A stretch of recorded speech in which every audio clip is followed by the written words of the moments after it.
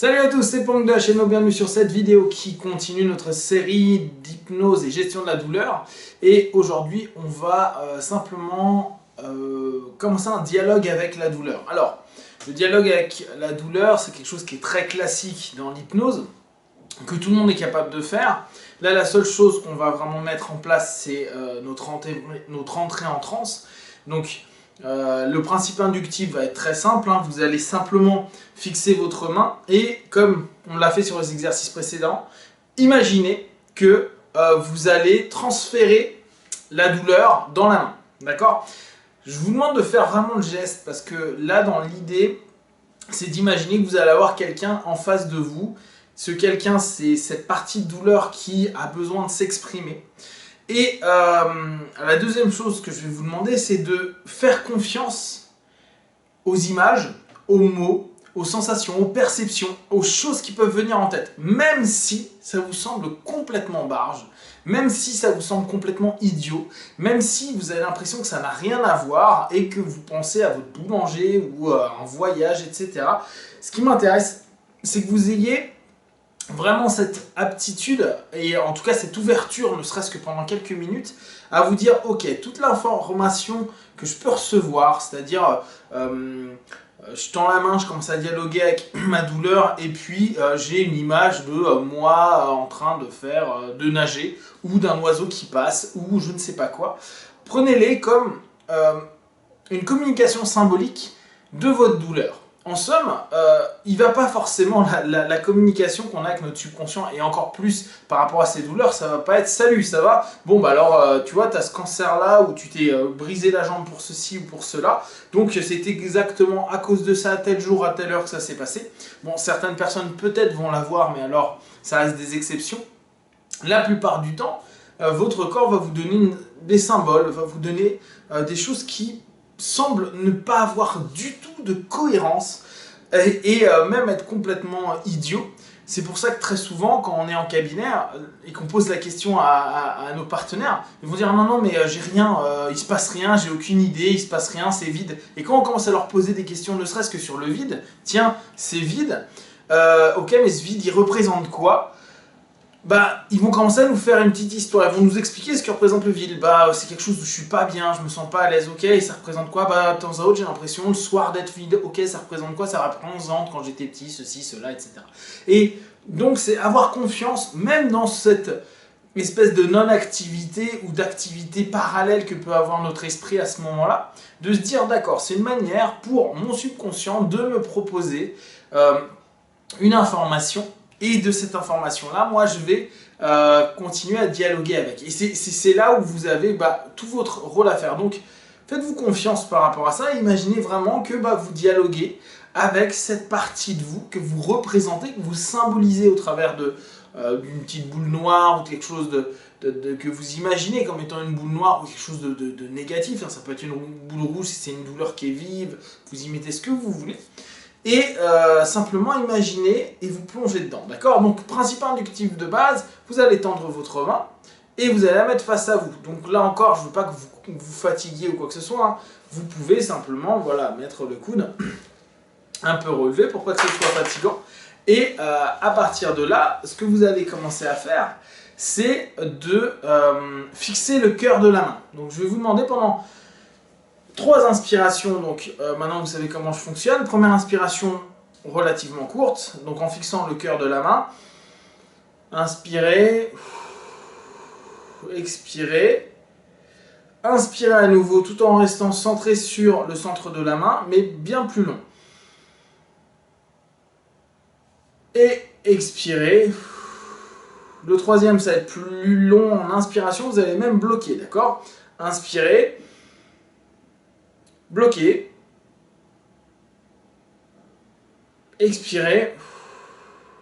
Bloquez. Et restez fixé sur le cœur de la main. Ok. Maintenant, vous allez simplement garder pendant toute la session le regard fixe. Vous n'allez pas fermer vos yeux.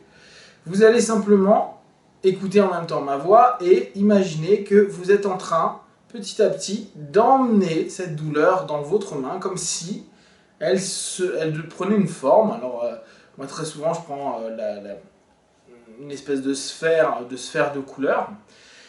Vous regardez bien et je veux vraiment que vous preniez le temps que cette douleur, vous l'entraîniez, vous la symbolisiez, vous lui donniez forme.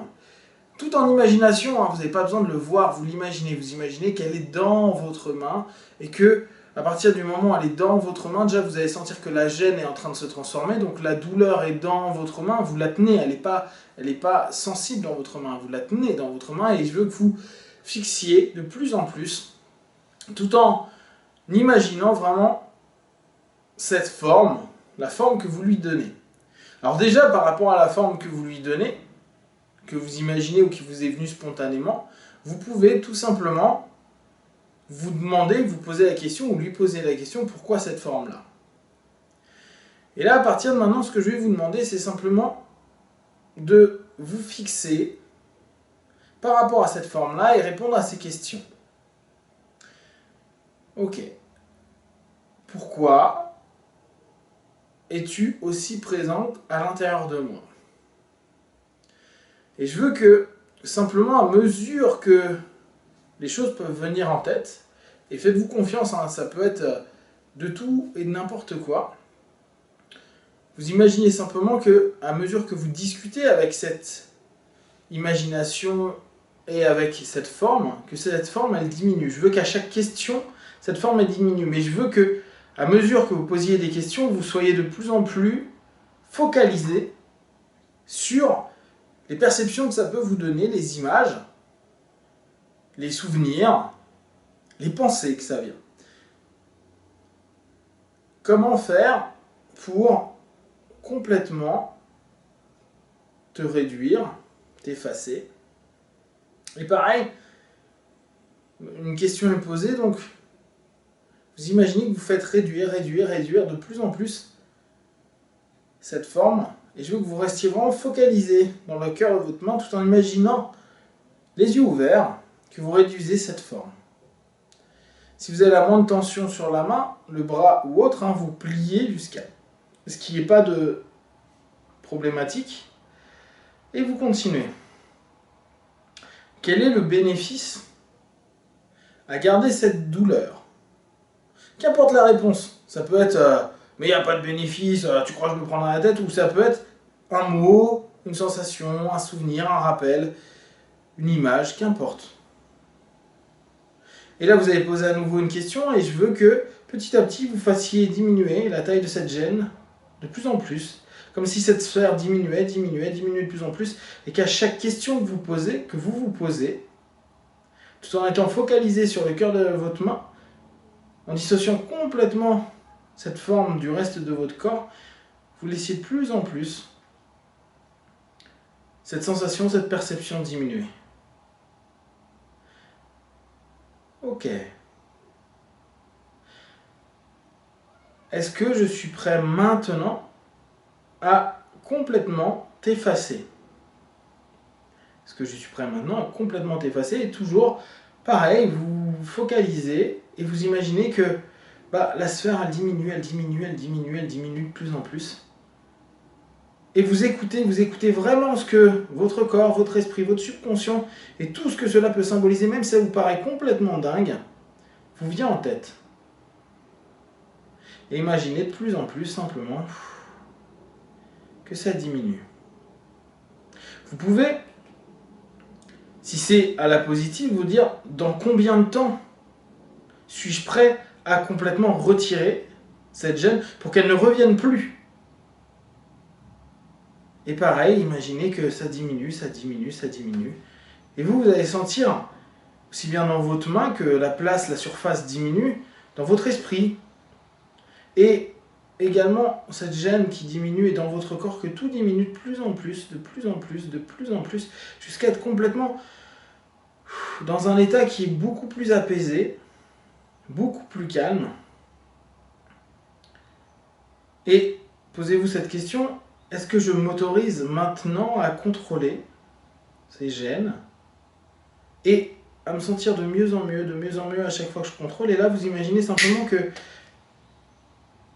cette gêne, elle disparaît complètement. Cette gêne, elle disparaît simplement. Cette gêne, elle disparaît. Et que là, vous voyez simplement le cœur de votre main et tout petit morceau, une petite sphère, toute petite. Ce que je vais vous demander maintenant, c'est respirer profondément et retenir votre souffle.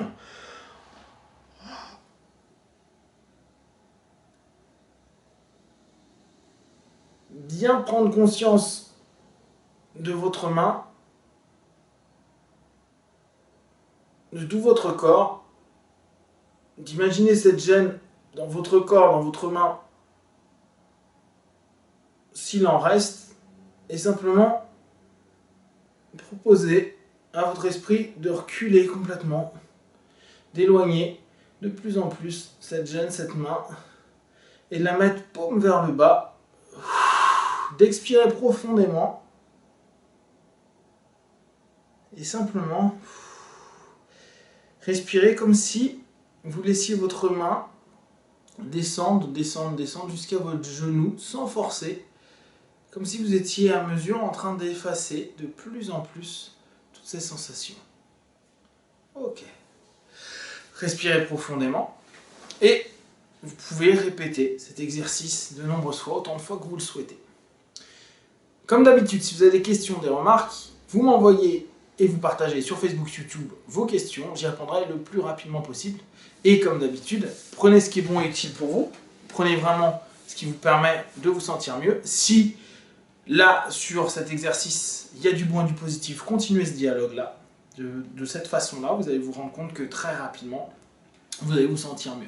Et si vous ne trouvez pas dans cet exercice de réponse, prenez un autre exercice et voyez ce qui vous correspond. Prenez soin de vous. Be one. Ciao!